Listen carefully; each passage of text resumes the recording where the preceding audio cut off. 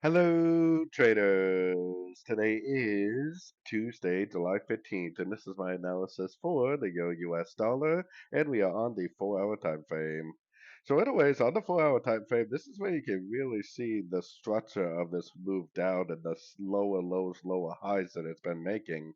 This right here is the last swing before we get another swing low. So for me, unless it goes all the way up and takes out this high right here, I am definitely doing nothing but looking for sorts on pullbacks.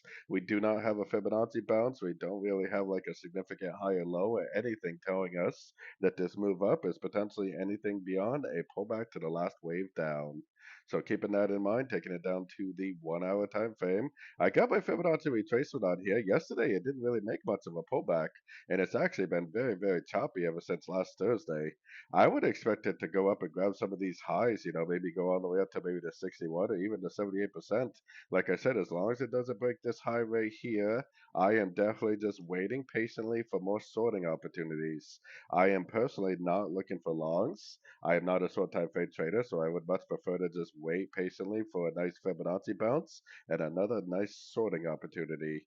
Until that happens, like I said, if today's CPI causes it to go up and break structure, then fine, I'll start looking for buys after the break of structure. But for now, definitely looking for shorts at the end of pullbacks. So anyways, don't forget to check out my free Discord channel, link down here in the corner. Take a look at my website, fxpipcollector.com. And as always, thank you for watching and happy trading.